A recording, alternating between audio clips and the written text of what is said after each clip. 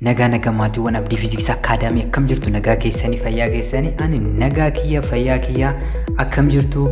Egaa har'ammoo fiiziksii kutaa 10 boqonnaa 6ffaa fi isa xumuraa electromagnetic waves and geometrical optics mata duree jedhuun isinii dhufee jira jechuudha. Kanaafuu mata duree kana keessatti waa'ee electromagnetic wave sirriitti ilaalla jechuudha. Akkasumas waa'ee optics ni ilaalla. Keessayyuu geometrical optics waa'ee balaqqeessa'uu ifaa dabee darbuu ifaa maal kanaan kan wal qabatu dameen qo'atu geometrical optics jedhama jechuudha. Waa'ee isaanii bal'inaan ni ilaalla.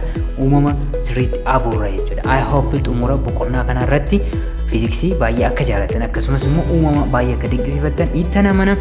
Egaa chaanalii barsiisaa ta'e kanaaf hamma ammaatti maatii yoon taane maal eegduree subscribe gochuudhaan maatii ta'a. Maatii yoo taatan immoo deeggarsa keessan baratamaa viidiyoowwan like gochuudhaan share gochuudhaan hiriyoota keessanii fi barattoota Oromiyaa guutuu bira akka dhaqqabuuf gahee keessan baadhaa. Akkasumas anallee ni jajjabeessaa isiniin jecha amma kallattumaan qabiyyee keenya kan eegallu ta'a jechuudha. Introduction mee akka seensa irratti wantoota muraasa haa ilaallu. Wantoota kana dura nuyi beeknu irraa kaanee waa'ee maalii dubbachuuf akka deemnu yookiin immoo boqonnaa kana keessatti waa'ee maalii akka barannu ni ilaalla jechuudha. Gabaabsinee jalqaba ifa ni beektu jechuudha. Ifa ni argina. Ifaan ilaaluu dandeenya. Ifaan wantoota garaagaraa isin kan dubbisuu dandeessan ifni yoo jiraate kan deemuu dandeenyu ifni yoo jiraate wal arguu kan dandeenyu yookiin immoo wantoota arguu kan dandeenyu ifni yoo jiraateedha jechuudha. Kanaafuu ifa kan jennuun kun is one form of electromagnetic wave. Egaa ifni kuni akka nuyi wantoota arginu kan nu taasisu kuni dambalii elektiroomagnetawaa keessaa isa tokkodha jechuudha. Light lets us to see things and responsible for our visual contact with our immediate environment. Egaa akkuma jalqaba dubbadde ifni wantoota akka arginuuf nu gargaara jechuudha. Wantoota akka arginuuf nu gargaara yookiin immoo wantoonni akka wal arganiif gahee isaa kan baatudha jechuudha. It enables us to admire and adore various beautiful manifestations of natures. Egaa ifa argineeti ifaan ilaalleeti jechuudha. Uumama bareedina miidhagina isaanii wantoota garaagaraa kan hubannu ifaan ilaalleeti jechuudha. You can use light rays to model mirrors, lenses, telescopes, microscopes and prisms. Egaa ifa maaliif itti fayyadamuu dandeessu jechuudha. Daawwitiiwwan garaagaraa hojjechuudhaaf leensota garaagaraa, teleskooppiiwwan garaagaraa, maayikirooskooppiiwwan garaagaraa, prizimiiwwan garaagaraa hojjechuudhaaf yookiin immoo moodel gochuudhaaf itti fayyadamna jechuudha. The study of how light interacts with materials is called optics. Egaa kan saayinsii waa'ee ifaa qo'atu ifni wantoota yookiin immoo maatarii wajjinuu akkamitti interact godha kan jedhu kan qo'atu dameen fiiziksii optics jedhama jechuudha. We dealing with light rays. You are really interested in the shape of material and the angles at which light rays hit it. Egaa waa'ee xiyyoota ifaa ni ilaalla jechuudha. Akkamitti balaqqeessa, akkamitti dabee darba, waa'ee kanaa ni ilaalla jechuudha. Yeroo kana xiyyi tokko yommuu balaqqeessu akka of ittiin balaqqeessa'u qaba jechuudha. Akkasuma yoo dabee darbes akkasuma jechuudha. So saayinsii waa'ee kanaan wal qabatu yookiin immoo optiksiin waa'ee xiyya ifaatiin wal qabatu kun immoo geometrical optics jedhama jechuudha. So specifically ni waa'ee geometrical optics sirriitti ilaalla jechuudha. Waa'ee electromagnetic wave itti dabalatee jechuudha. Egaa walumaa galatti yuunitiin kun waa'ee dambaliiwwan elektiromagneetikii fi waa'ee geometrical optics amma gubbaarratti xiqqeessinee tuquuf yaallee sana kan kaasudha jechuudha. Kanaafuu electromagnetic wave yommuu jedhamu wanta hin jirre miti jechuudha. Egaa akkuma beekamu fiiziksiin uumama abuuruudha jechuudha. Akkamitti uumamni akka hojjetu hubachuudha jechuudha. Kanaafuu electromagnetic wave yommuu jennus wantootuma jiranii yookiin immoo wanta naannoo keenya jirurraa kaanee hubachuu kan dandeenyudha jechuudha. Geometrical opticsiin immoo waa'ee xiyyoota ifaa kan qo'atudha jechuudha. Kallattumaan gara qabiyyee jalqabaatti haaseenna. 6.1 electromagnetic or EM waves. Egaa dambalii elektiromagneetikii kan jennu maal akka ta'e ilaalla jechuudha. A wave transfers energy from one place to another without transferring matter. Egaa jalqaba waa'ee electromagnetic wave itti seenu keenyan dura dambalii mataasaa maal inni kan jedhu isin yaadachiisuuf ni yaala jechuudha. So dambaliin anniisaa iddoo tokko gara biraatti dabarsuu kan danda'udha. Osoo maatariin sun yookiin immoo wanti anniisaan keessa daddarbu sun iddoo isaa hin gallakkisiin jechuudha. Depending on their medium of propagation, waves are categorized into mechanical waves and electromagnetic waves. Egaa dambaliiwwan yaa'a keessa yaa'an yookiin immoo wanta keessa yaa'an irratti hundaa'uudhaan iddoo lamatti qoonnaa jechuudha. mechanical waves and electromagnetic waves jennee adda qoonneerra jechuudha. Kutaa sagalitti ni yaadattu. Mechanical waves are the types of waves that use matter to transfer energy. Mechanical waves kan jennuun daddarbuudhaaf yaa'a kan barbaadan yoo maateriin jiraate malee daddarbuu kan hin dandeenye mechanical waves jennaan jechuudha. Waveewwan akkana like sound wave, pressure wave and etc. Isaan kunniin maal jechuudha? Yoo maaltu jiraate daddarbu jechuudha. Water wave yoo maateriin suni jiraate wanti keessa yaa'anii jiraate daddarbaa jechuudha. Fakkeenyaaf sagaleen bakka duwwaa yookiin vacuum keessa darbuu hin danda'u jechuudha. However, mechanical waves can travel in almost vacuum between the earth and the sun. Egaa mechanical waves warreen jedhaman kun bakka duwwaa keessa darbuu hin danda'an yookiin immoo empty space lafaa fi aduu gidduu jiru fakkeenyaaf yoo fudhanne darbuu hin danda'an jechuudha. What about electromagnetic wave? It is a wave that can travel through empty space or through matter. Dambaliin immoo bakka duwwaa keessallee akkasuma maatarii keessallee yaa'uu danda'u maal jedhama jechuudha? Electromagnetic wave jennaan jechuudha. So waa'ee weevii nuyi boqonnaa kana keessatti dubbannu hundi isaa waa'ee weevii yookiin immoo weevii gosa kana jalatti kufu yookiin ramadamu ta'a jechuudha. Electromagnetic waves are produced by charged particles such as electrons that move back and forth or vibrate. Egaa electromagnetic wavein kan uumaman wantoota chaarjaaniin yookiin immoo qaamolee chaarjaaniin jechuudha. Qaamoleen chaarjaan kun fakkeenyaaf elektiroona ta'uu danda'u. Elektiroonni kun duubaaf duratti yookiin immoo oliif gadi hollachuudhaan electromagnetic wavein uumamaa jechuudha. It is just made of electric and magnetic fields. Egaa akkuma maqaa isaarraa hubannu electromagnetic wave jedhama waan ta'eef maalirraa uumama jechuudha? Dirree elektirikii fi dirree magneetawaarraa uumama jechuudha. Dirree elektirikii fi dirree magneetawaarraa uumama jechuudha. Egaa electromagnetic wavein kun akka jiru yookiin immoo ifniyyuu gosa dambalee elektiroomagneetawaa akka ta'e namni dura bira ga'ee jiru jechuudha. James Clerk Maxwell jedhama jechuudha. Fiizistii biyya Scotland kan ta'e sana dura elektirisiitii fi magneetizimiin dameewwan fiiziksii garaagaraa turan jechuudha. Hariiroon isaanii badaa hin hubatamne ture jechuudha. Erga garuu saayintistiin kun yookiin immoo Maxwell erga ifni mataan isaa dambalii elektiroo magneetawaa ta'uu erga hubateen booda hariiroon isaanii kun baratame jechuudha.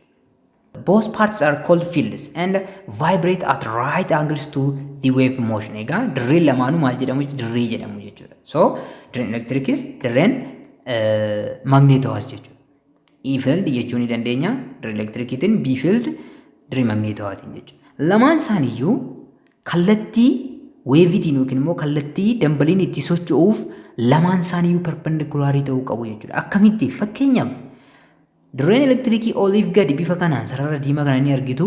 Oliif gadi yoo hollate yookiin immoo elektirooniin iddoo jirtutti oliif gadi yoo hollatte elektirooniin kun maal uumti jechuudha naannoo sanitti. Egaa elektirooniin socho'u tokko dirree magneetii akka uumu yookiin immoo magneetii akka uumu kutaa darbe yookiin immoo boqonnaa darbe keessatti sirriitti ilaalleerra jechuudha. Duubatti deebitanii ilaaluu dandeessu. Inni kun oliif gadi yoo ta'e y axis irra hollata yoo ta'e dirree magneetawaa keenya immoo z axis irra ta'a jechuudha. Yookiin immoo gara keessa iskiriiniitti fi asnuutti gara ala iskiriiniitti hollataa jechuudha. Gara keessa iskiriinii fi ala iskiriiniitti hollataa jechuudha. Kun asirratti kaasuudhaaf baay'ee nama rakkisa jechuudha. Inni biluu kalariidhaan barraa'e kun kallattii dirree kan nutti agarsiisu ta'a jechuudha. Egaa kana hubachuudhaaf kutaa darbe keessatti waa'ee karantii shiboo tokko keessa yaa'uu ilaallee turre jechuudha. Egaa yommuu shiboon tokko karantii of keessa dabarsu naannoo isaarratti maal godhaa? Dirree magneetawaa uumaa jennee dubbannee turre jechuudha. Dirree magneetawaa uumaa. Dirree kana seera harka mirgaa kana fayyadamnee baruu dandeenya. Dirreen kun maal taare? Yoo fakkeenyaaf ulee kana yookiin immoo shiboo elektirikii dabarsaa jiru kana akkanatti qabanne dirreen gara keessa iskiriiniitiin ni seena, gara kanaan immoo maal ta'a jechuudha? Ni ba'a jechuudha. Gara kanaan ni seena, gara kanaan ni ba'a jechuudha. Iskiriiniitti ni seena yookiin immoo akkasuma isinitti qajeela jechuudha. Kallattiin isaa naannoo sanatti marsa jechuudha. The same is true in electromagnetic wave. Isumadha jechuudha. Shiboon qabnu karentii walitti fufiinsa yaa'u hin jiru malee electromagnetic wavenis akkasuma jechuudha. So karentiin gara kanatti kallattii kanarra hollachaa jira yoo ta'e elektirooniin fakkeenyaaf kallattii kanarra hollachaa jirti yoo ta'e naannoo ishiitti maal uumti jechuudha? Naannoo ishiitti maaltti marfama jechuudha? Dirree kanatti marfama. Kallattiin dirree kana isa kana qabaata jechuudha. The speed of all electromagnetic waves in vacuum is 3 times 10 raised to 8 meters per second. Egaa electromagnetic waves kan jennuun spektramii hedduu qabu. gara boodaatti ni ilaalla. Hundi isaanii garuu speedii wal fakkaataa qabu jechuudha. Siidhaan bakka bu'aa, siin kun gara fuulduraatti ammas ni barattu speed of light jedhama jechuudha.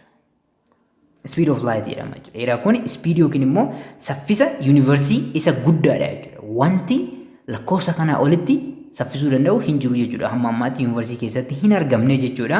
So 3/10 to the power of 8 meter per second dha jechuudha. Kun approximately dha jechuudha.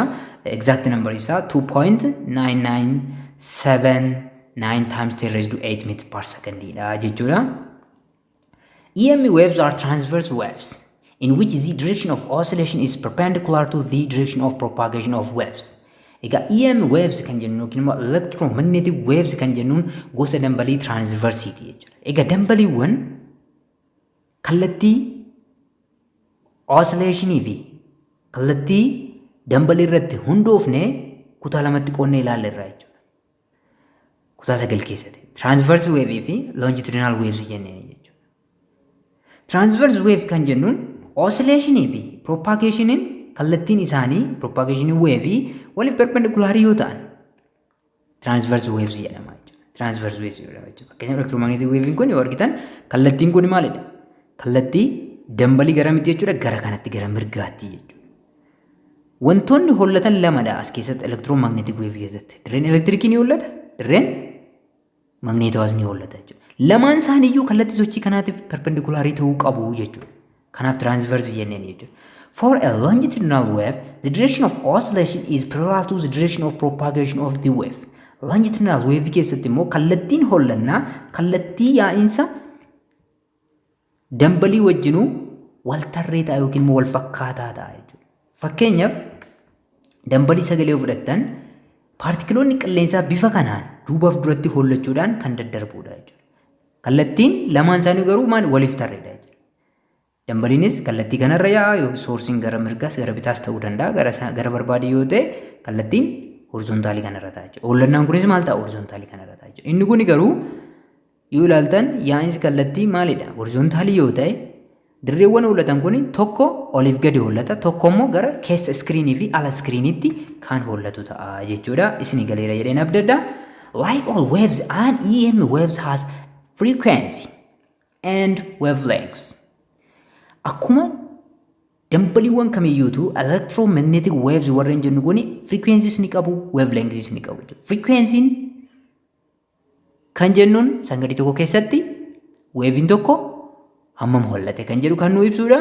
Wavelengths kan jennuun immoo dheerina dambalii yookiin kirastiiwwan lama yookiin immoo tirafiiwwan lama gidduu fageenya jiru jechuudha. The number of times the electric and magnetic parts vibrate each second is the frequency of the waves. Egaa sakandii tokko keessatti hammi dambaliin tokko deddeebi'e yookiin immoo hollate frequency yemmuu jennuun fakkeenyaaf wave'n kun hollate dirree elektirikis ta'uu danda'a, magneetowaas ta'uu danda'a jechuudha. Hollatee dhufee yemmuu as ga'u marsaa guutuu jennaanii jechuudha. Dhufee ammas yemmuu as ga'u sakandii tokko yoo ta'e frequency isaa 2 jennaanii jechuudha. Fakkeenyi isaa isa kanadha jechuudha. Fakkeenyaaf marsaa guutuu asii ga'ee deebi'ee isa ga'uu qaba, as ga'uu qaba jechuudha. As ga'uu qaba jechuudha. Yemmuu kana marsaa tokko guutuudha jechuudha. Deebi'ee as yemmuu ga'u marsaa tokko. Yemmuu as ga'u kana sakandii tokko ta'e frequency'n wave kana meeqa ta'a jechuudha? 2 ta'a jechuudha. Garuu akkas ta'uu hin danda'u frequency baay'ee gurguddaa qabu jechuudha. Isaan amma nuyi dubbachaa jirru kuni wavelengths kan jennuun immoo it is the distance between the adjacent crests or troughs of the vibrating electric or magnetic parts. Egaa wavelengths kan jennuun immoo fageenya kirastiiwwan walitti aanan lama gidduu jiru. Kirastii tokko, kirastii lama. Yookiin immoo tirafiiwwan walitti aanan lama. Tirafii kanaa fi tirafii kana gidduu kan jiru kun wavelengths yookiin immoo dheerina dambalii jedhama jechuudha. Kuni kan dirree elektirikiiti. Kan dirree magneetii yoo ta'e isuma jechuudha. Kanoo kirastii dirree magneetii kanaa hamma kirastii isumatti aanee dhufu dirree magneetii tirafii jechuudha. Tirafii dirree magneetii kanaati hamma tirafii dirree magneetii kana yookiin immoo kirastii dirree magneetii kanaati hamma kirastii dirree magneetii kanaatti kan jiru kun wavelengths yookiin immoo dheerina dambalii jennaani jechuudha. Great. The other is radiant energy from the sun. Annisaa ho'aa fi ifaa aduu irraa nu bira gahu. Annisaa ho'aa fi ifaa yookiin immoo annisaa aduu jechuu ni dandeenya jechuudha salphumatti. Egaa raadiyaanti kan jedhamu ifaa fi ho'a lamaan isaa kan of keessatti qabate yookiin immoo anniisaa walumaa galatti anniisaan calallaa aduurraa nu bira ga'u maal fakkaata kan jedhu ni ilaalla jechuudha. The sun emits EM waves that travel through space and reaches. Egaa aduun electromagnetic wave yookiin immoo dambaliiwwan electromagnetic vacuum keessa deemuu danda'anii lafa gahan gallakkistii jechuudha. The energy carried by electromagnetic waves is called radiant energy. Egaa anniisaan electromagnetic waveidhaan baatamu kamiyyuu radiant energy jedhama jechuudha. Radiant energy jedhama jechuudha. Yookiin immoo anniisaa calallaa jechuu ni dandeenya jechuudha. Almost 92% of the radiant energy that reaches Earth from the sun is carried by infrared and visible light waves. Egaa radiant energy yookiin immoo anniisaawwan aduurraa ka'anii dirra lafaa dhaqqaban keessaa parsantii 92 kan ta'an infrared fi visible light dha jechuudha. Infrared wave fi visible light wave isaan kanatu parsantii 92 isaan kana jechuudha. Kanaaf immoo waan biraati jechuudha. Ultraviolet ray kan jedhamantu jiru jechuudha. Egaa infrared waves kan jenneen they make you feel warm when you sit in sunlight and the visible light waves enable you to see. Egaa infrared waves kan jennan aduu keessa yommuu teenyu kan nutti ta'u suni maalidha jechuudha? Infrared wave dha jechuudha. Kanaafuu ho'i nuyi aduurraa ho'ifannu infrared wave dha jechuudha. Baay'een isaa jechuudha. Wantoota akka arginuuf kan nu gargaaru immoo visible light kan jennuun sanadha jechuudha. Ifa adii kan jennuun ta'a jechuudha. Parsantiin hafe naannoon parsantii 8 muraasni kun immoo maalidha jechuudha? It is ultraviolet waves dha jechuudha. Parsantii 90 hafe kanaan booda anniisaan raadiyaantii lafa ga'u yoo jiraate ultraviolet wave dha jechuudha. Inni kun immoo maali? Inni kun immoo gara boodatti hunda isaanii babal'isnee ilaalla jechuudha. Egaa gogaan keenya vaayitaamin D faa akka oomishuuf kan kakaasu sun isa kanadha jechuudha. Egaa daa'ima ifa aduu ganama gadi baasaa ho'isaa yommuu jedhamu ni dhageessu jechuudha. Egaa gogaan keenya vaayitaamin D san akka oomishuuf sababa kan ta'u ultraviolet waves kana jechuudha. Yommuu yeroo dheeraadhaaf itti fayyadamne yookiin immoo aduu keessa yeroo dheeraadhaaf yoo turre ultravioletiin kun maal duratti qaqqabsiisuu danda'a? Sunburn. Egaa gubata gogaa yookiin immoo gubachuu gogaa kan irratti dhaqqabsu ta'a jechuudha. Kalarii isaa jijjiirachuu gogaatti nu dhaqqabsuu danda'a jechuudha. Yoo baay'ate 6.2 EM spectrum or electromagnetic spectrum. Spectrumii electromagnetismii yookiin immoo dambalii electromagnetismii ilaalla jechuudha. Spectrum jechuun egaa walitti qabama isaanii yookiin immoo kuufama isaaniiti jechuudha. Egaa electromagnetic wavein tokko wantoota kana hunda qabata kan armaan gaditti ilaallu kana jechuudha. An EM spectrum is a complete range of electromagnetic wave frequencies and wavelengths. Egaa electromagnetic spectrum kan jennuun kun range yookiin immoo walitti qabama frequency fi dheerina dambaliiwwan electromagnetic wave yookiin immoo dambaliiwwan electromagnetii hundaati jechuudha. Egaa asirratti akkuma ilaaltan electromagnetic wavein tokko kana hunda of keessaa qaba jechuudha. Radio wave qaba, microwave qaba, infrared qaba, visible light qaba, ultraviolet ray qaba, x-ray qaba, gamma ray qaba jechuudha. Isaan kun hundi immoo dheerina dambalii mataa isaanii danda'e qabu jechuudha. Gara kanatti akkuma argitan dheerina dambalii maal dheeraadha. Gara kanatti immoo dheerina dambalii gaggabaabaadha jechuudha. Frequencies akkasuma frequencies gara kanatti baay'ee walitti siqee kan jiru yookiin immoo olaanaadha. Gara kanatti immoo frequencies baay'ee xiqqaadha jechuudha. Okay. At one end of the spectrum, the waves have low frequency, long wavelengths and low energy. Egaa spectrumiin kuni gama tokkoon frequency xiqqaa, dheerina dambalii dheeraa, anniisaa xiqqaa qabaata jechuudha. Anniisaa xiqqaa qabaata jechuudha. Garri kuni gara kamii jechuudha? Low frequency gara kana jechuudha. Frequency isaa maalidha? Frequency isaa maal akkuma argitan irra deddeebiinsaa turee irra deebi'a jechuudha. Xiqqaa garri bitaa kuni jechuudha. Gara mirgaatti naannessuu dandeenya rakkoon qabu. Dheerina dambalii isaa akkuma argitan fakkeenyaaf kirastii kanaa fi kirastii kana gidduu kan jiru baay'ee dheeraadha jechuudha. Gara nammoo dhuftan baay'ee xiqqaadha jechuudha.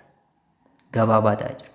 Low energynis gara nama ta'a jechuudha. Low energy sababni ta'eef maaliif jechuudha? Frequency fi energy'n hariiroo kallattii waan waliin qabaataniif jechuudha. Gara fuulduraatti sirriitti ilaaltu jechuudha.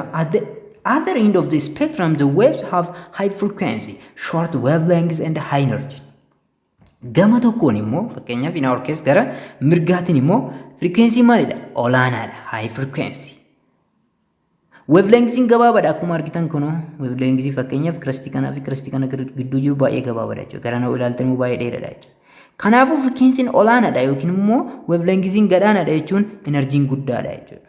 Egaa gara fuulduraatti barattoota fiiziksii yookiin immoo saayinsii barachuudhaan yoo itti fuftan ni ilaaltu jechuudha. Sababni isaas energy is equals to Planck's constant time frequency waan ta'uuf jechuudha.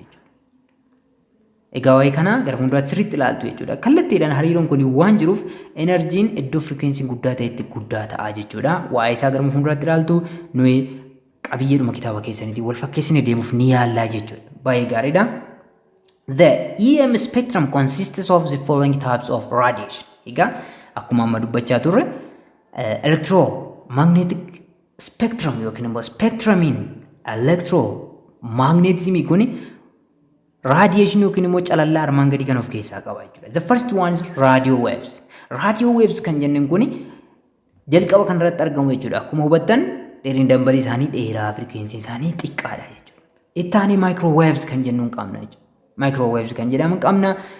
Isaan kunis faayidaa garaagaraa qabu jechuudha.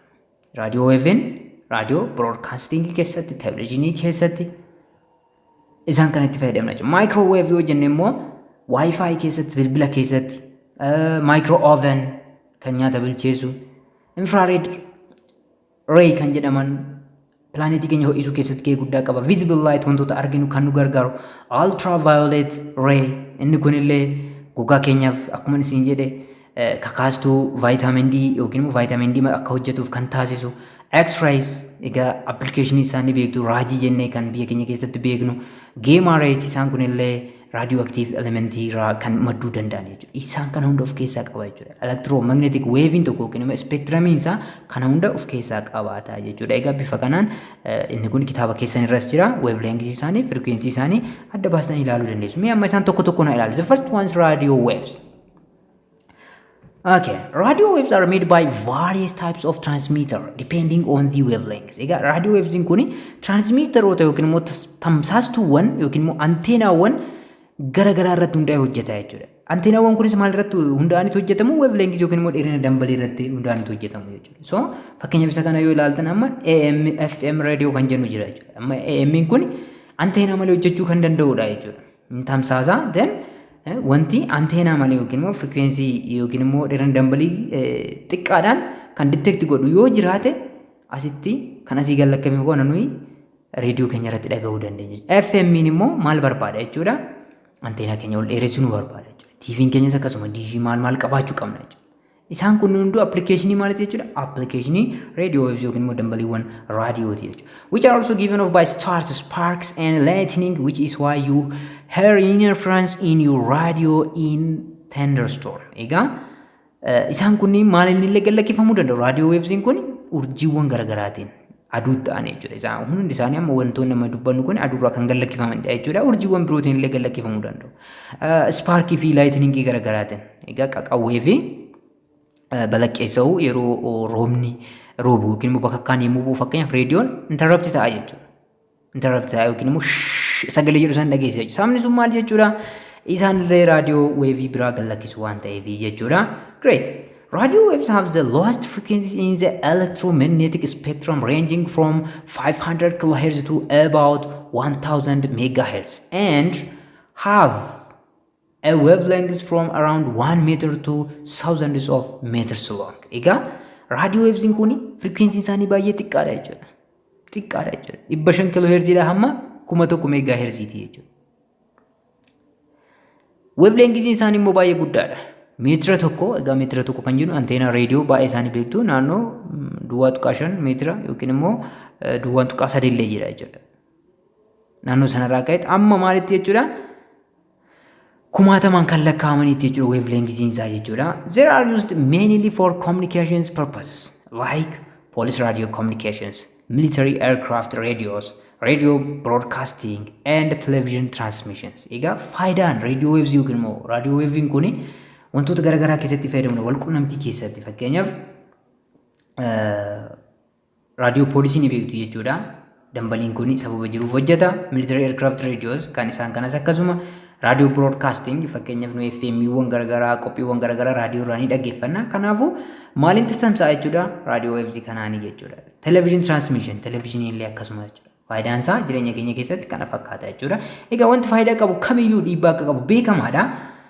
The large doses of radio waves are believed to cause cancer, leukemia and other disorders. Egaa dambalii raadiyoo yeroo hedduudhaaf yoo consume goone yookiin immoo yoo keessa yaa'e maal fiduu danda'a jechuudha? Kaansarii dhiigaa yookiin immoo leukemia kan jedhu kan akkasuma dhukkuboota biraallee fiduu danda'a jechuudha. Kanaafuu of eeggannoo gochuun ni barbaachisa jechuudha.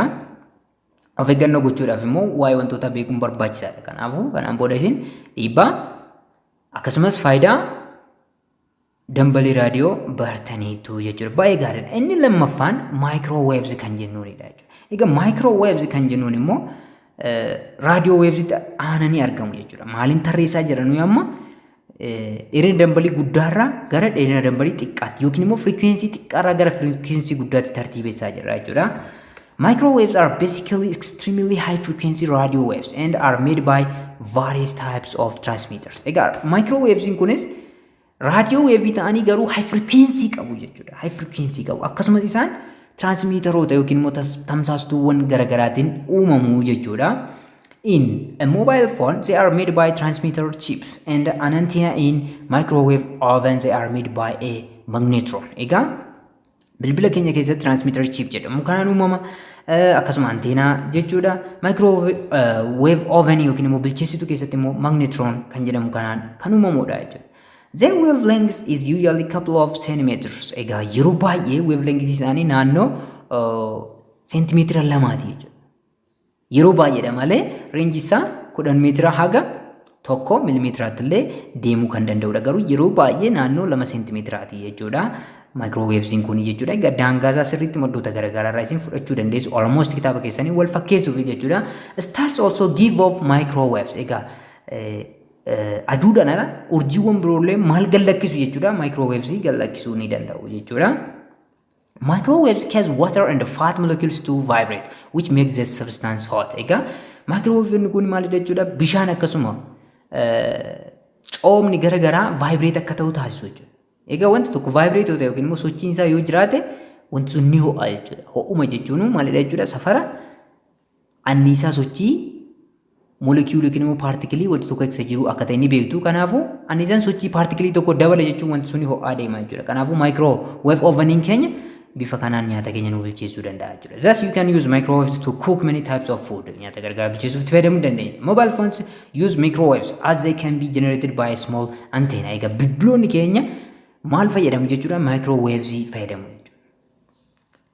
Maaliin uumamu jechuudha? Bilbila keenya keessa kan jiru anteenaa xiqqoodha jechuudha. Anteenaan ni hojjetamaa fi yookiin transmitterii akkasuma receiverii illee qaba jechuudha. Ni fudhatas ni gallakkisas. So isaan sana fayyadameet dambalii kana gallakkisuudhaan nuyi hiriyaa keenya bira yookiin maatii keenya bira bilbilee hello nagaa jirtaa jennaa jechuudha. Great. Okay. They are also used by traffic speed cameras. Egaa microwaves kuni kaameraa saffisaa tiraafikii keessatti illee fayyadamuuf ni dandeenya jechuudha. And for radar. Radar yommuu jedhamu dhageessanii beektu jechuudha. Egaa it is acronym for radio detection and ranging. Isaan kunniin buufata xiyyaara garaagaraa keessatti akkasuma militarii garaagaraa keessatti itti fayyadamna jechuudha. Naannoo samii keessa yookiin immoo qilleensa naannoo raadiyoon kun gallakkifamee jiru yookiin immoo microwave kun gallakkifamee jiru maaltu jira kan jedhu itti fayyadamuuf nu gargaara jechuudha. Aircraft keessatti daandii xiyyaara garaagaraa keessatti jechuudha. Dooniiwwan garaagaraa akkasuma weather forecaster egaa raagdoonni haala qilleensaallee radarii ni fayyadamu jechuudha. Prolonged exposure to microwave is known to cause cataracts in your eyes, which is a clouding of the cornea. Egaa microwave kana yeroo dheeraadhaaf yoo keessa darbe maal nu mudachuu danda'a jechuudha? Cataracts kan jedhamu yookiin immoo keezii yookiin dhukkuba ijaa kanaaf nu mudachuu yookiin immoo nu saaxiluu danda'a jechuudha. Inni kunis immoo maal jechuudha? Korniyaa keenya irratti duumessa uumuudhaan dandeettii arguu keenya maal gochuu danda'a? Hir'isuu danda'a jechuudha. So don't make a habit of pressing your face against the microwave oven door to see if your food is ready. Egaa microwave oven fayyadamtuu ta'e nyaanni keessan akka bilchaate ilaaluudhaaf osoo microwave oven sana osoo hin cufiin bantanii ilaaluun riskii qaba jechuudha. Of eeggannoo godhaa isiniin jechaa jira. Microwaves from mobile phones can affect parts of your brain as you are holding the transmitter right by your head. Egaa microwave wavesin bilbila keenya illee isa fayyadamaa jenneedha jechuudha. So kutaa sammuu keenya miidhuu danda'a. Transmitterii mataa keenyatti siqnee keessattuu gara gurraatti siqnee dubbanna waan ta'eef sammuun keenya miidhamuu danda'a jechuudha. Kanaafuu falli jiru ammaaf bilbila yeroo gabaabaadhaaf haasa'u jechuudha. The current advice is to keep calls short. Egaa bilbilaan immoo haasoftan dhiibbaa qaba jechuudha. Sa'aatii dheeraaf bilbilaan haasa'uun dhiibbaa mataa isaa danda'e guddina sammuu keessan irratti qaba waan ta'eef yeroo gabaabaa taasisaa isiniin jechaa jira jechuudha. Okay. People who work on aircraft carrier decks wear special suits which reflect microwaves to avoid being cooked by the powerful radar units in modern military planes. Egaa reedaarii namoonni sochoosan yookiin immoo naannoo humna qilleensa irratti namoonni hojjetan kunneen meeshaa yookiin immoo uffata addaa kan microwaves kan avoid gochuu danda'u fayyadamu jechuudha. Osoo sana ta'uu baate maal ta'uu danda'u jechuudha? Affeelamuu yookiin immoo microwave kanaan miidhamuu danda'u ture jechuudha. Okay, the other is infrared waves. Egaa infrared waves kan jennuun immoo maalitti aanee argama jechuudha? Microwaves itti aanee kan argamudha jechuudha. Infrared waves are just below visible red light in the electromagnetic spectrum. Egaa infrared waves kan jennuun maalii gaditti argama jechuudha? Frequency dhaan yoo ilaalle frequency isaa red light kan nuyi ija keenyaan arginu gadiidha jechuudha. Fakkeenyaaf visible lightiin gidduu kanatti argamti.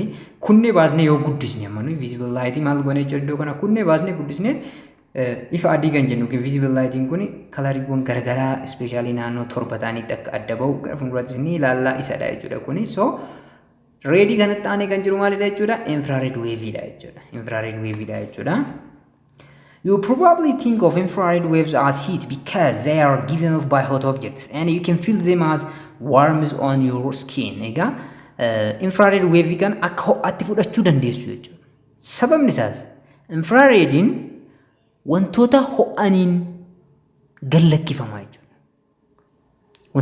Wanti ho'u kamiyyuu fakkeenyaaf temperature qaama keessanii jira maal gallakkistu jechuudha? Naannoon qorraa ta'e maal gallakkistu?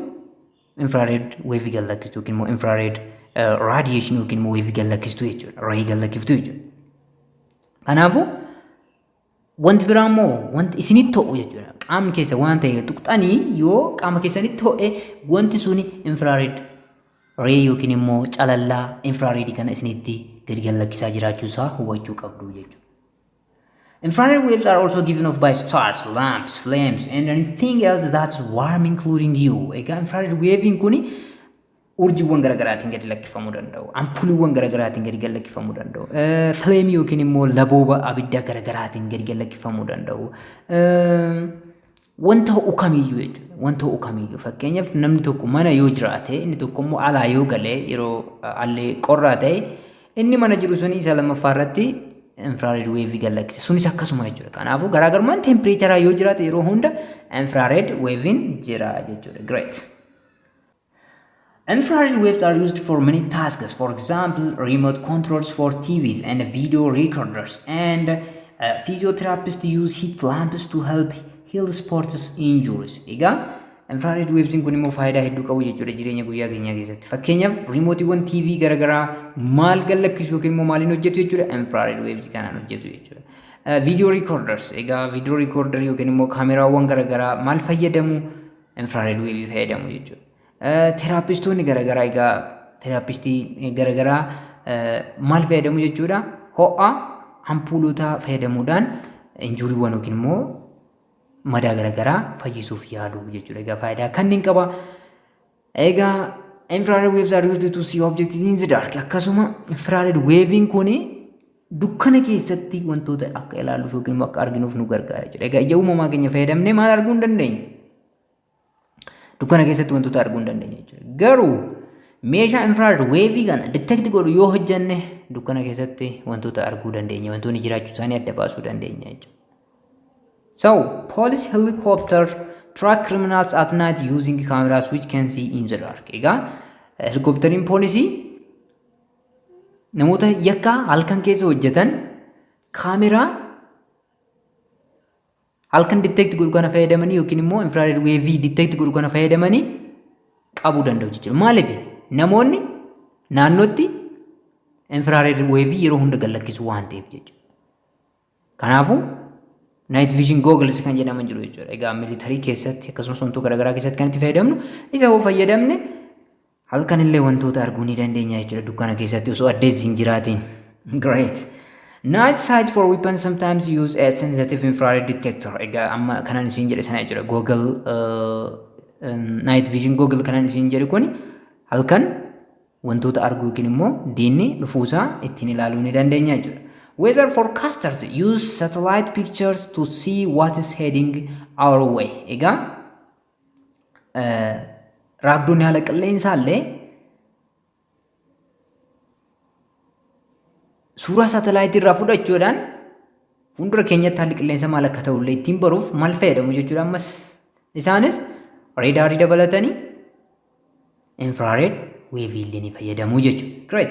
Some of the images they use are taken using infrared cameras because they show cloud and rain patterns more clearly. Egaa kaameraan infrared isaan kuni maal agarsiisa jechuudha? Caasaa duumessaa akkasumas bokkaallee sirriitti adda baasee yookiin roobaallee adda baasee waan agarsiisuu danda'uuf jechuudha. The danger from too much infrared radiation is very simple. It makes you hot. Egaa miidhaan infrared radiation isinii ga'u beekamaadha jechuudha.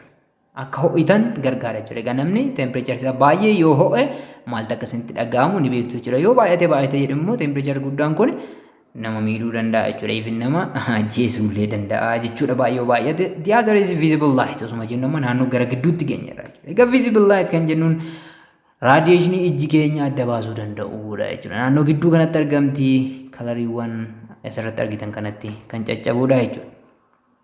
Our eyes can detect only a tiny part of the EM spectrum called visible light. Egaa ijji keenya adda baasuu kan danda'u yookiin immoo arguu kan danda'u spectrumii electromagnetic keessa ifa adii yookiin immoo visible light kan jennu kana qofadha jechuudha. It runs from about 4 times 10 raised to 14 Hz to about 7 times 10 to 14 Hz. Frequency or wavelength range of about 700 to 400 nanometer. Egaa visible light kan jennuun frequency afur baay'isuu kudhan paaworii 14 heerzidha. Hamma torba baay'isuu kudhan paaworii 14 heerzi yookiin immoo wavelengthidhaan 700 hamma 400 naanomeetir. Naanomeetir jechuun 10 to the power of -9 akka ta'e ni beektu jechuudha.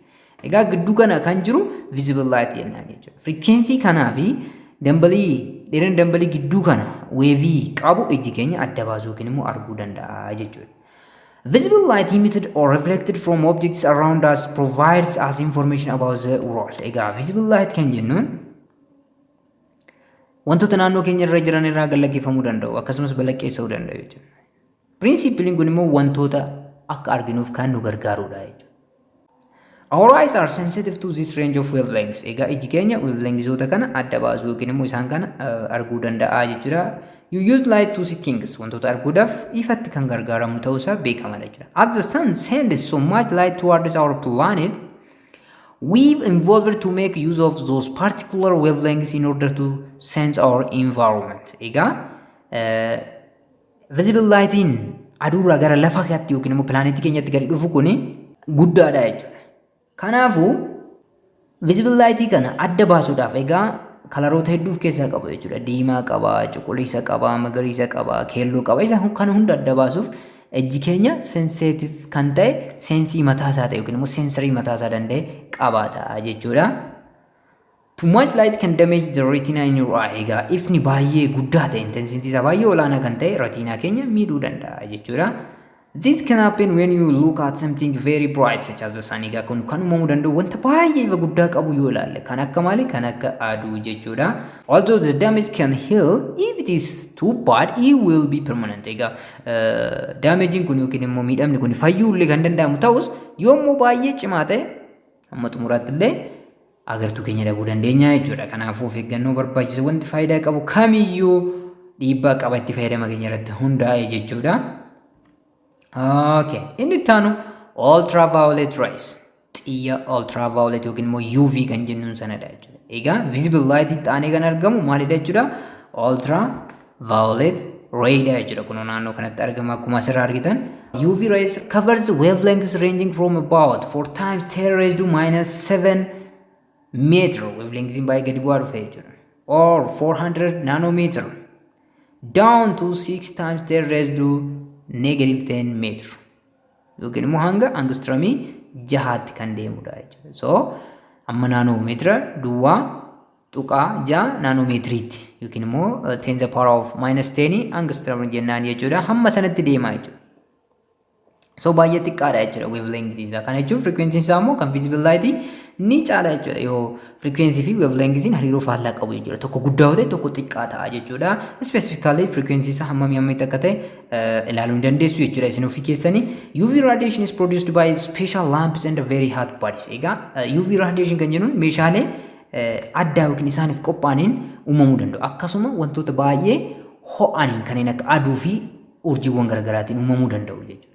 The sun is also an important source of UV light. Egaa wantoota baay'ee ho'an keessaa aduun beekamtuudha jechuudha. Kanaafuu aduun maal gallakkisti? UV light gallakkisti jechuudha. Wantoota yookiin immoo anniisaa ho'aa fi ifaa aduurraa gallakkifaman keessaa inni sadaffaan kan lafa ga'u UV light yookiin immoo UV ray akka ta'e sila ilaalleerra jechuudha. Parsantii 92 eenyu jennee 40 wayi visible light fi infrared ray dha jechuudha. Isa taani kan lafa ga'u eenyudha? UV dha jechuudha. Inni parsantii muraasa parsantii xiqqaatu lafa ga'a jechuudha. Inni kun maal irratti hafa? Ozone layer irratti hafa jechuudha. Ozone layer irratti hafa jechuudha. Ozone layeriin kun atmosfeerii keenya keessa naannoo ol ka'iinsa 40 hanga 50 kiiloomeetira irratti kan argamudha jechuudha. Malee osoo UV'n aduurraa gallakkifamu hundi isaa lafa kan ga'u osoo ta'eeti ni miidhamna jechuudha. Miidhaa isaas amma gargadi kanatti ni ilaalla waan ta'eef jechuudha. Uses for UV light include getting a suntan, detecting forged banknotes in shops, and hardening some types of dental filling.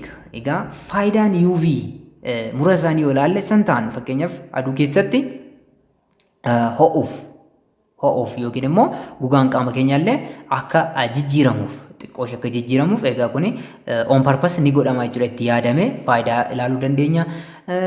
Qarshiiwwan 4GD fakkeenyaaf baankonni garaagaraa qarshiiwwan 4GD akkamitti adda baasu jechuudha UV ray kana fayyadamu jechuudha. And dental fillings kutaawwan ilkaanii hedduu isaaniillee jabeessuudhaaf maal fayyadamna jechuudha UV ray kana kan fayyadamnudha jechuudha. Manneen yaalaa keessatti illee faayidaa qaba.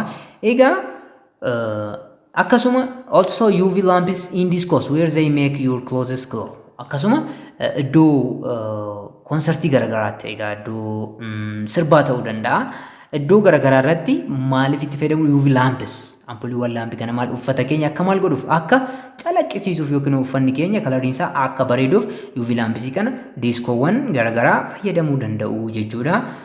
Itti dabalees when you mark your possessions with a security marker pen, the ink is invisible unless you shine a UV lamp at it. Egaa qabeenya keessan tokko keessan ta'uu yookiin mallattoo garaagaraa security marker penidhaan yoo irratti barreessitan qalamni isaa yookiin barreessuun keessan kun hin mul'atu jechuudha. Garuu meeshaan kun yoo isin jalaa badee UV lamp kana fayyadamtanii namni suni barreeffamni sun irratti barraa'u hin argu. Isin immoo wanticha ni beektu waan ta'eef UV lamp itti ibsitanii yookiin immoo itti ibsitanii yoo ilaaltan meeshaa keessan qabachuu yookiin argachuu dandeessu jechuudha. So faayidaa isaan kana qaba jechuudha. Akkasumatti dabalatee UV rays can be used to kill microbes. Egaa microorganismoota kanneen dhukkuba nutti fiduu danda'an virus, bacteria, fungus isaan kana fakkaatan UV ray yookiin immoo xiyyi UV kun ajjeesuu danda'a jechuudha.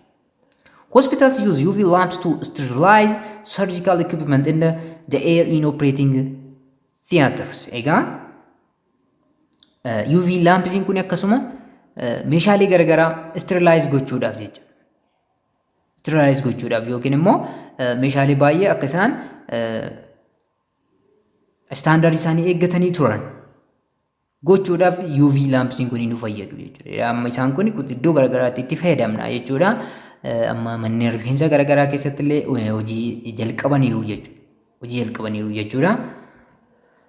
Food and drug companies also use UV lamps to sterilize their products. Egaa warshaaleen nyaataa garaagaraas akkasuma warshaaleen dhugaatii qorichaa garaagaraas oomisha isaanii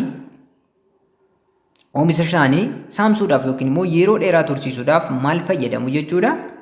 UV laampsii kana yookiin immoo ampuuliiwwan UV kana fayyadamu jechuudha.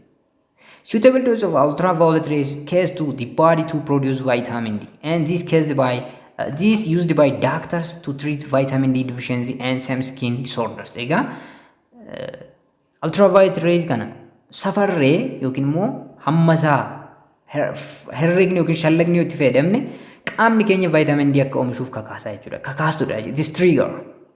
Kanaaf yoo irrini vitamin D nama tokko mudate doktoroonni yookiin immoo dhaabbileen fayyaa garaagaraa UV ray kana fayyadamuu danda'u jechuudha. Hanqina vitamin D akkasumas rakkoowwan gogaa garaagaraa yaaluudhaaf jechuudha. Large doses of UV can damage the retinas in your eyes. So it is important to check that your sunglasses will block UV light. Egaa UV lightiin ija keenyarra baay'inaan yoo qubate retina keenya miidhuu danda'a jechuudha. Kanaafuu gilaasiin godhattuu ta'e gilaasiin keessan UV block kan godhu ta'uu qaba jechuudha.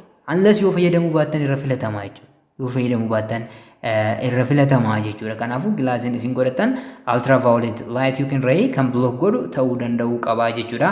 Large doses of UV cause sunburn and even skin cancer. Egaa UV'n kun yoo nutti baay'ate fakkeenyaaf nu aduu keessa yeroo dheeraadhaaf yoo turre sunburn nu mudachuu danda'a, gogaan keenya gubachuu danda'a yookiin kalarii isaa jijjiirachuu danda'a jechuudha. Akkasuma kaansarii gogaallee nu qabsiisuu danda'a jechuudha. Fortunately, the ozone layer in the Earth's atmosphere screens us from most of the UV given off by the sun. Egaa nuyi carra-qabeeyyiidha jechuudha. Maaliif kutaa atmosferii keessaa ozone layer kan jennu yookiin immoo layeriin yookiin immoo baqqaanni ozoonii jennu kun UV kana baay'ee isaa xuuxee tambisa jechuudha achumatti. Maal godha jechuudha? Baay'ee isaa xuuxee tambisa jechuudha. Kanaafuu ozooniin yoo xiqqaachaa deeme we are at risk. Egaa riskii jala jirra jechuudha. Kanaafuu ozooniin akka hin dhiphanneef wantoota maal maal akka hojjechuu qabnu immoo sinuu beektuu jechuudha. The other is X-rays. Egaa X-rays kan jennuun immoo biyya keenya keessatti egaa namoonni yoo lafeen cabee raajii kaasna jenna wantoota garaagaraa raajii. Kanaafuu raajii kan jennu suni dinqii osoo hin ta'in X-ray yookiin immoo xiyyataa kan jedhamudha kana jechuudha. Isaan kunis spectrumii electromagnetic wave keessatti argamu jechuudha. X-rays are very high frequency waves and carry a lot of energy. Egaa X-rays kan jennuun kun frequency isaanii olaanaadha jechuudha. Wantoota amma kana dura dubbanne kanneen akka radio wave, microwave, infrared wave, ultraviolet wave warra jennee kana olitti frequency olaanaa qabu jechuudha. X-ray dha olitti frequency olaanaa kan qabu spectrumii tokko qofatu jira jechuudha. Innis maalidha? Gamma ray jedhama jechuudha. Gamma ray kan jedhamudha jechuudha. They will pass through most substances and this makes them useful in medicine and industry to see inside things. Egaa substansota yookiin immoo wantoota garaagaraa keessa dandeettii darbuu qabu jechuudha. Kanaaf industiriiwwan fayyaa keessatti akkasuma wantoota garaagaraa keessatti itti fayyadamuu dandeenya jechuudha. The X-rays are given off by stars and strongly by some types of nebula. Egaa X-rays kun urjiiwwan garaagaraatiin gadi gallakkifamu jechuudha. Akkasuma immoo duumessa gaazii fi awwaara hawaa keessaa baay'ee cimaa ta'an tokko tokko maal gallakkisuu danda'u? X-ray kana gallakkisuu danda'u. Nebula kan jennuun awwaara yookiin immoo gaazii hawaa keessa argamu jechuudha. Duumessa awwaara yookiin immoo gaazii hawaa keessaa jechuu ni dandeenya. When you use X-rays, you make them by firing a beam of electrons at a target. Egaa X-ray yommuu fayyadamtan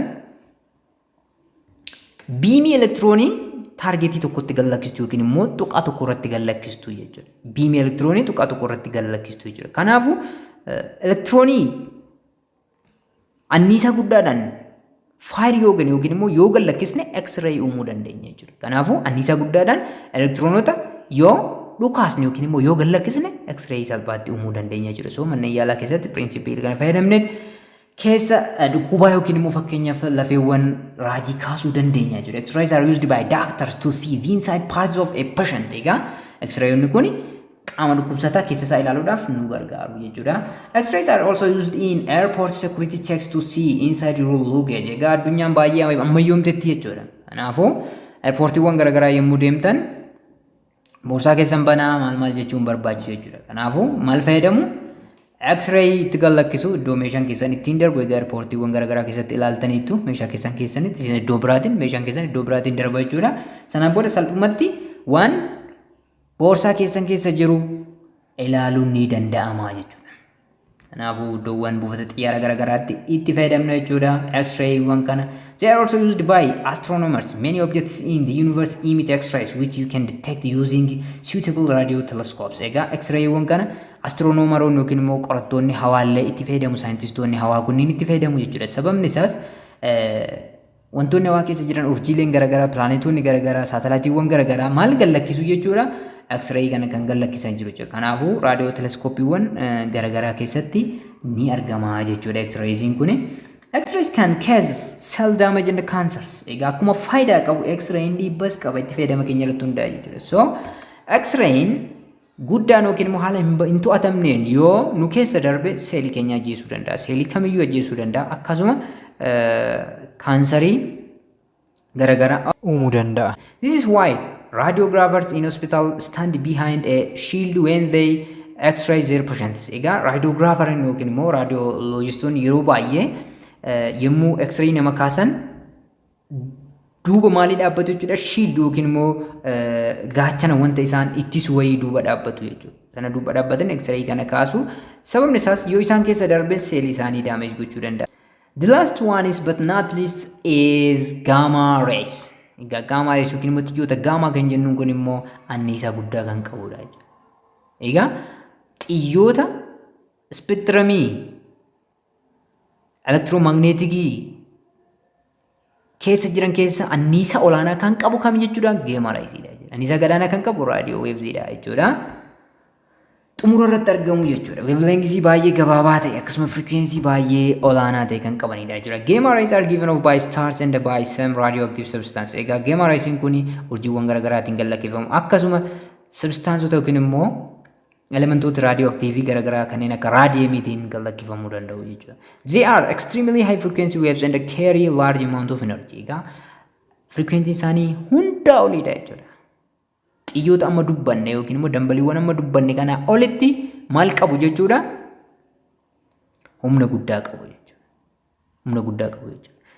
Frequency isaanii olaanaa waan ta'eef enerjiin isaanii illee baay'ee guddaadha jechuudha. They pass through most materials and are quite difficult to stop. You need lead or concrete in order to block them out. Egaa wantoota keessa salphaatti darbuu danda'u jechuudha. Isaan dhaabuudhaaf liidii yookiin immoo wanta konkiriitii ta'e wanta baay'ee jabaataa ta'e ala wantoonni biraa isaan dhaabuu hin danda'anii jechuudha. Because gamma rays can kill living cells.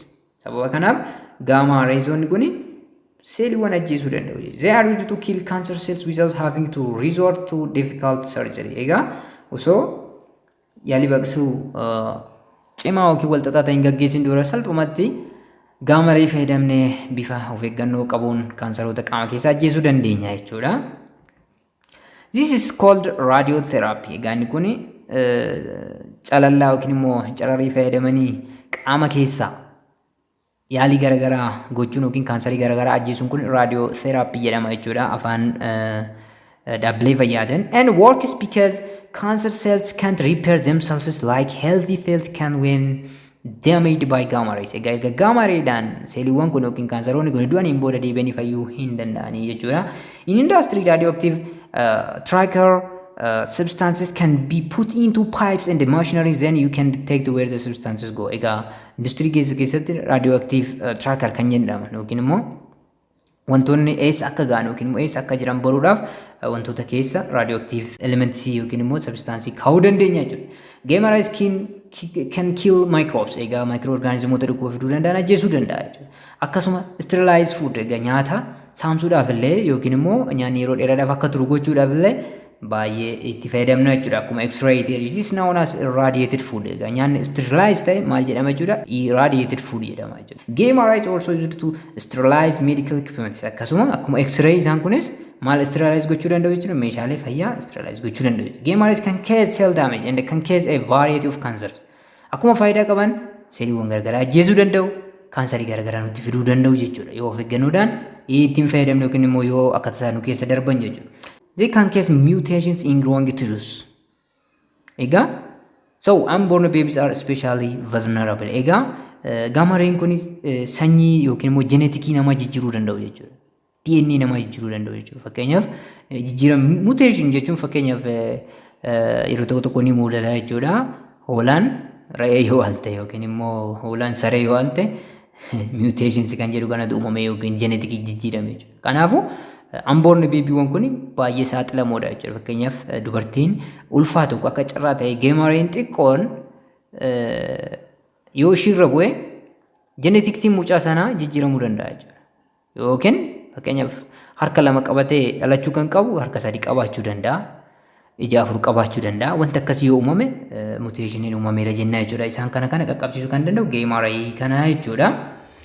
Okay, amma gaafii hirmaachisaa tokko isin gaafadheen xumura jechuudha. Qabiyyee har'aa gaafii hirmaachisaa keenya mee sirriitti dandeettii yaaduu keessan yookiin immoo haala naannoo keessan itti yaadan itti hubattan akka dabaluuf jechuudha. Comment box keessatti naa deebisuu hin dagatinaa. Gaafiin akkas jedha.